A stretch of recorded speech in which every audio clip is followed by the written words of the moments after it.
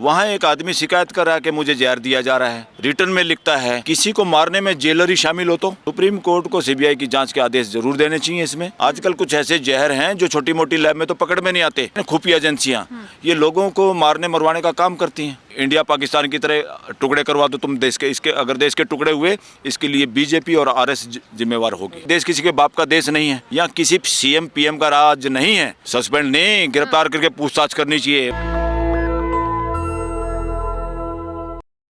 नमस्कार, मैं ब्यूटी गिरी और आप देख रहे हैं नेशनल दस्तक। मुख्तार अंसारी का केस अब सुप्रीम कोर्ट पहुंच चुका है।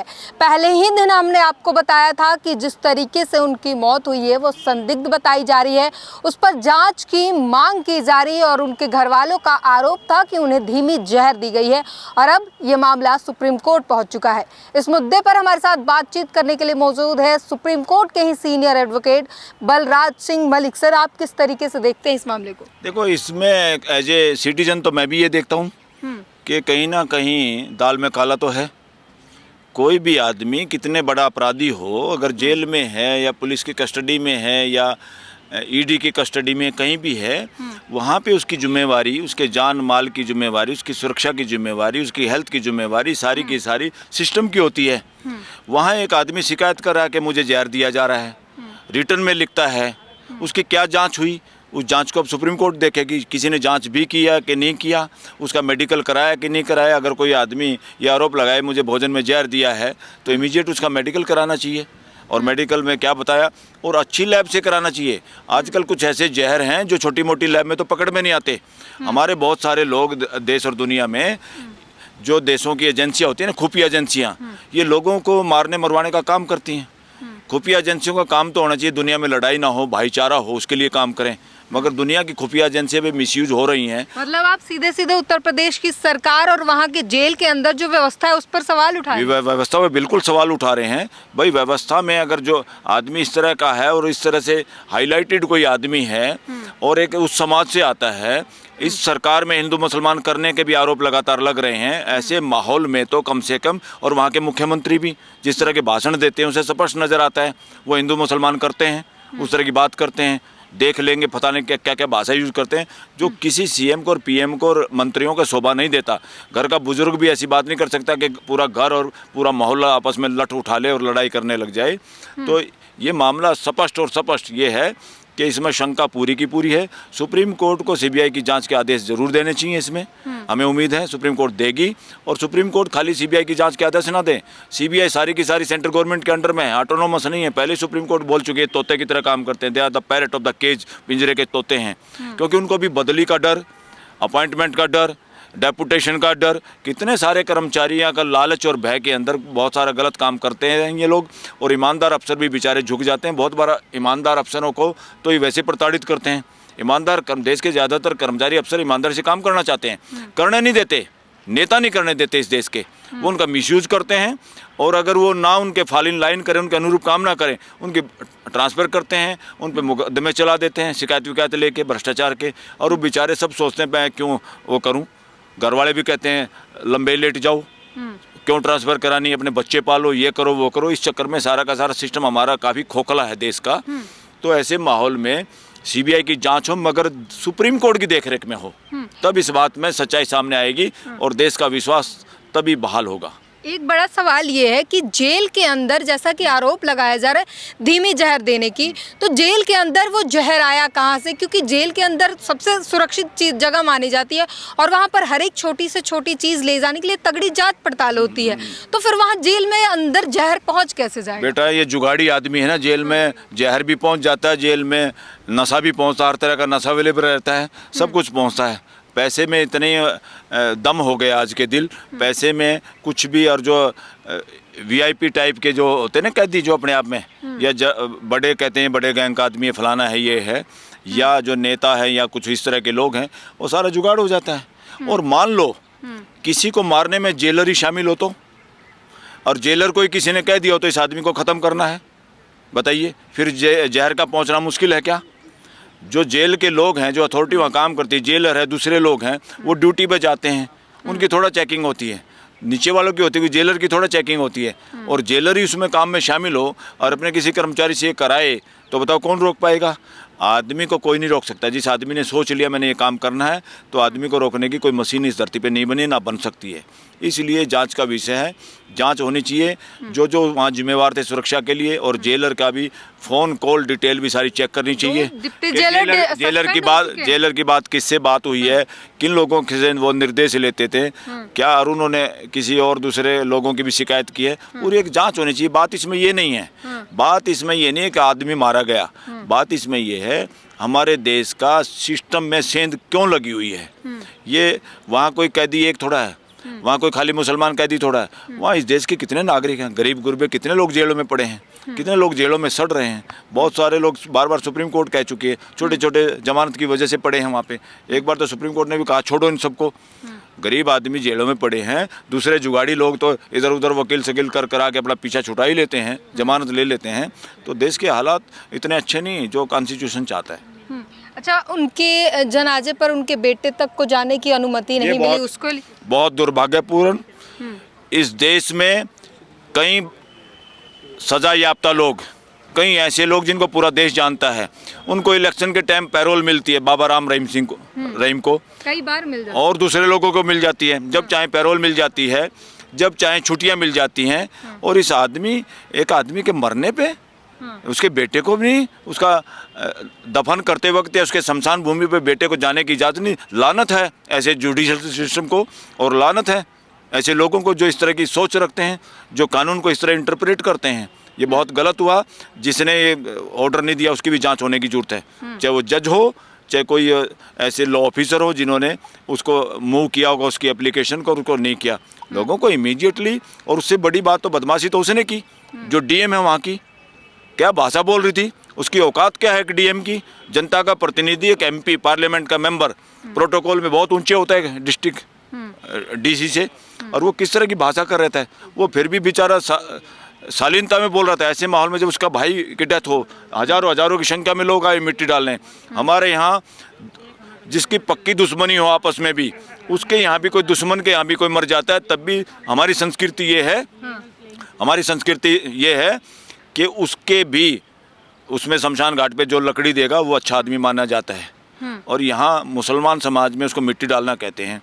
ऐसे माहौल पे धारा 44 लगाना इस देश के कॉन्स्टिट्यूशन का मजाक है, और इस देश की पूरी संस्कृति का नाश करने वाला ये काम हुआ है कि ऐसे मौके पे धारा 44 लगाई। ऐसे मौके पे कैसे लोग छतों पे कूद के इकट्ठे हो गए। पुलिस तो चाहती थी कोई लोग ना डर का माहौल पैदा करना चाहते हो। ये अंग्रेजों से भी बुरा काम हुआ है। इतना घटिया काम कभी अंग्रेजों ने भी इस देश में नहीं किया जो इस सरकार के दौरान हुआ है। और ये कहते हैं डबल इंजन की सरकार। डबल इंजन कौन सी रेल को जरूरत पड़ती है? या पटरी कमज़ोर है, या पहला इंजन कमज़ोर है जिसका, उसी को तो पीछे दूसरा इंजन लगाना पड़ता है। इन दोनों इंजन में दम नहीं है। दम वो होता है देश में भाईचारा की जो बात करता है, वही इस देश का असली प्रतिनिधि है। जो भी देश के भाईचारे की बात के खिलाफ करता है, वो चाहे एमएलए हो, एमपी हो, सीएम हो, पीएम हो, वो सारे के सारे देशद्रोही लोग हैं। वो असंवैधानिक काम कर रहे हैं। उनको थोड़े दिन के बाद अगर ऐसे लोगों को, कोई किसी भी पार्टी के हों, उनको सबक सिखाना चाहिए और जनता को, इन लोगों को चुपचाप वापस घर बिठा देना चाहिए। सवाल जनाजे में जो जनसैलाब उमड़ा था उस पर भी है कि, और दूसरी तरफ कंपेयर भी किया गया। तमाम बीजेपी के सांसद, विधायक और नेताओं ने किया कंपेयर कि एक तरफ विकास दुबे था जिसके समाज ने उससे नाता तोड़ लिया, उसके परिवार तक से तोड़ लिया, और दूसरा समाज ये है जो एक खूंखार जो है माफिया के जनाजे में ये जनसैलाब है और उसको अपना मसीहा मान रहे हैं। अरे भाई, ये कंपैरिजन कैसे करोगे? वो दुबे एमपी था क्या? ये आदमी, कितने लोग सामने आए, हिंदू भी सामने आए कि गरीबों की मदद करता था, हम उसे प्यार करते हैं, हमारे साथ। तो उन्होंने मंदिरों तक बनाने के पैसे दिए इस आदमी ने। दुबे ने वो काम किया था क्या? दुबे का इसका क्या कंपैरिजन करोगे? दुबे को तुम हिंदू मान के वो दिखा रहे हो कि मुसलमान इतने क्यों आ गए, उसके वहाँ तो घर वाले नहीं आए। उनके घर वालों को लगा होगा हमारा लड़का खराब है, इनके घर वालों को तो नहीं लगा हमारा लड़का खराब है। या तो देश से जोड़ के देख रहे हैं, देश बकवास करे, ये कुछ नहीं। ये सारे ढोंगी बदमाश लोग हैं, बहुत थोड़ी संख्या में हैं, बड़े बकवास लोग हैं जो इस तरह की बात करते हैं। वो करते नहीं, करवाई जाती है। सोशल मीडिया पे जो जहर फैलाने का काम कर रहे हैं ना, लाखों करोड़ों रुपए खर्च करके। आईटी सेल जो है बीजेपी का सबसे खतरनाक आईटी सेल है, देश का बेड़ा गर्क करने पे लगा हुआ है। ऐसे आईटी सेल को खिलाफ भी मुकदमे डालने चाहिए, पकड़ने चाहिए लोग कौन ये जहर फैलाने की बात करते हैं। कोई भी हो, चाहे वो हिंदू हो, चाहे मुसलमान हो, चाहे सिख हो, चाहे ईसाई, कोई भी। देश का संविधान सर्वोपरि, देश का भाईचारा सर्वोपरि, उसमें आदमी देश का सिटीजन गिना जाएगा। ये हिंदू मुसलमान बाद में आते हैं। कहाँ से पहले हिंदू मुसलमान आके सामने लाके खड़ा कर दे। तो हमारा संविधान नागरिक की बात करता है, देश के सिटीजन की बात करता है, हिंदू मुसलमान की बात नहीं करता। और ये भाग भाग के हिंदू मुसलमान, और ये मुसलमान अपराधी ही ऐसे कैसे हैं भाई? कितने और हिंदू अपराधी यूपी में हैं, उनको तुम गैंगस्टर नहीं कर रहे, उनको तुम मार नहीं रहे, और इनको तुम मरने के बाद यहाँ जश्न मना रहे हो। क्यों देश का बेड़ा गर्क कर रहे हो? क्यों देश की युवा पीढ़ी को भ्रमित कर रहे हो? क्यों अपनी युवा पीढ़ी को इतना खराब और इतना जहर फैला रहे हो कि आने वाला समय हमारी भावी पीढ़ियाँ इतने जहर से भर जाएं कि दोबारा इंडिया पाकिस्तान की तरह टुकड़े करवा दो तुम देश के। इसके अगर देश के टुकड़े हुए, इसके लिए बीजेपी और आरएस जिम्मेवार होगी। अच्छा, लगातार सुप्रीम कोर्ट से जो जांच की मांग हो रही है और आप भी कह रहे हैं कि सुप्रीम कोर्ट की देखरेख में ये जांच होनी चाहिए। Yes. लगता है कि न्याय मिल पाएगा? मिल पाएगा। अभी काफ़ी सुप्रीम कोर्ट के जज मुखर हुए हैं, और ये ड्यूटी भी बनती है सुप्रीम कोर्ट के जजों की, हाई कोर्ट के जजों की। जब कॉन्स्टिट्यूशन के हिसाब से सरकार नहीं चलती, गुंडागर्दी करती है।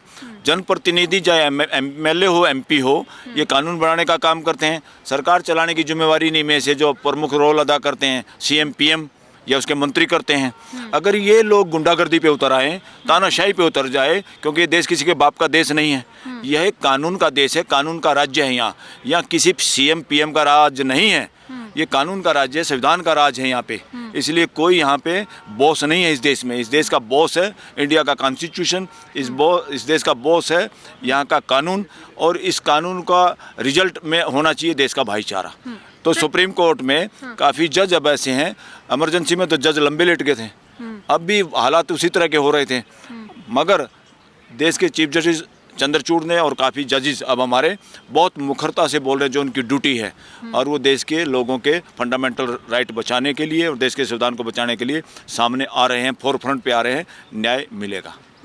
एक और सवाल, आखिरी सवाल, कि 2 डिप्टी जेलर को सस्पेंड कर दिया गया है इस मामले में, क्या कहें? सस्पेंड नहीं, गिरफ्तार करके पूछताछ करनी चाहिए, उनकी बदमाशी मिलेगी।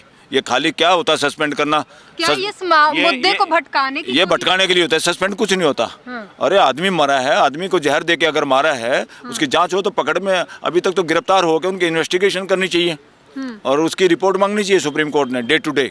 बोलो क्या वो करा, उनका नार्को टेस्ट हो, उनका ब्रेन मैपिंग हो, ये होना चाहिए जेलर का, डिप्टी जेलर का। ये देश के किसी भी आदमी की अपराधी है तो जेल काटो, मगर अंदर जाके तुम उनको मारो, ये नहीं चलेगा देश में। अगर ऐसा चला तो इस देश के थानों में भी बहन बेटियों के साथ रेप होगा और उनके माँ बाप बोल नहीं पाएंगे। तो आप कह रहे सिर्फ सस्पेंशन से काम नहीं नहीं चलेगा? नहीं नहीं, लंबा लिटाओ उनको, नार्को टेस्ट करो और ब्रेन मैपिंग करो, पूरी जांच पड़ताल करो, वरना लीपापोती हो जाएगी। अगर किसी बिग बॉस ने पीछे से कोई और है, जेलर की हिम्मत नहीं, जेलर की क्या दुश्मनी हो सकती है, डिप्टी जेलर की क्या दुश्मनी उस आदमी से, कोई और है पीछे, डॉन को पकड़ने की जरूरत है।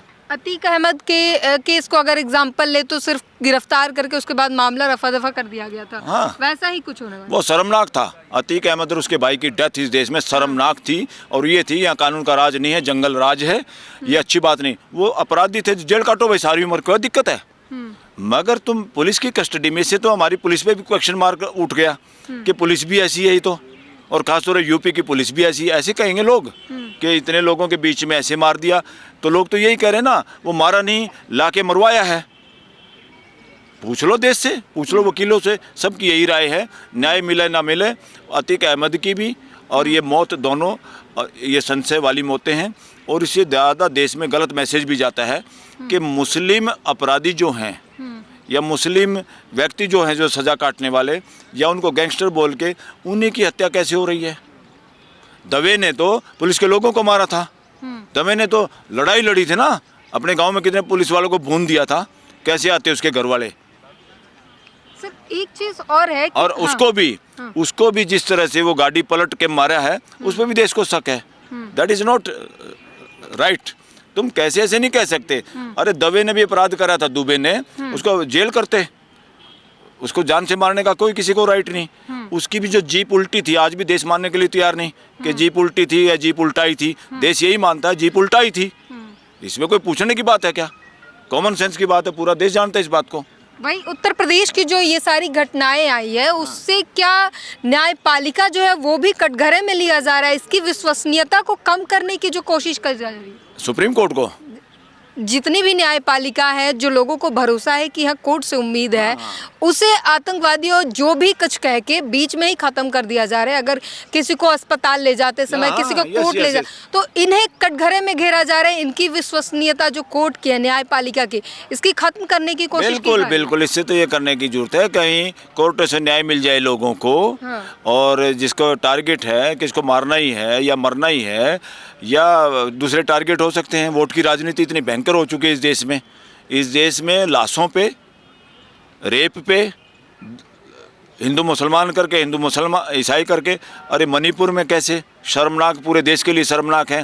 एक बहन बेटियों को नंगा करा के हमारी भीड़ को, हमारे युवाओं को इतना बदहवास बना दिया नेताओं ने कि देश के युवा किसी अपनी बहन बेटी को नंगा करके उसको घुमा रहे हैं। इतने पागल हो गए। और ऐसे ही कहीं जब गुजरात में हुआ था, और गुजरात में भी जिस लड़की से रेप हो के उसको छोड़ ही दिया था, वो तिलक लगा लगा के जुलूस निकाल रहे थे, मिठाई बांट रहे थे। इतना शर्मनाक काम कौन कर सकता है?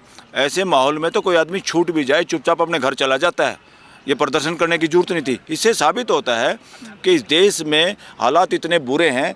ये जो बहुत बार लोग ये कह रहे हैं, सुप्रीम कोर्ट के वकील, कुछ चीज़ें हो नहीं रही, करवाई जा रही हैं। और किसी न किसी रूप में वोटों के लिए या हिंदू मुसलमान कराने की कोशिश में सब कुछ एपिसोड इस देश में चल रहे हैं। ऐसा मेजॉरिटी ऑफ एडवोकेट्स का, लगभग सारे वकीलों का मानना है सुप्रीम कोर्ट में। तो सर ने बड़ी बात कही, और साथ ही अगर परिवार की बात कर ले तो परिवार मानने को तैयार नहीं है। परिवार ने सुप्रीम कोर्ट में याचिका दायर कर दी है और साफ कहना है कि इसकी जांच होनी चाहिए, वो भी सुप्रीम कोर्ट के देख रेख में सीबीआई की जांच होनी चाहिए। पूरी बातचीत पर अपनी प्रतिक्रिया जरूर दीजिए। कैमरामैन आशीष के साथ ब्यूटी गिरी, नेशनल दस्तक। नेशनल दस्तक की आपसे गुजारिश है कि अगर इसको बचाना चाहते हैं तो नेशनल दस्तक को सब्सक्राइब करने के लिए रेड कलर के सब्सक्राइब बटन को दबाएं, फिर बेल आइकन की घंटी दबाएं। नेशनल दस्तक को बचाने के लिए बहुत जरूरी है कि हर खबर को शेयर करें, लाइक करें, कमेंट जरूर करें।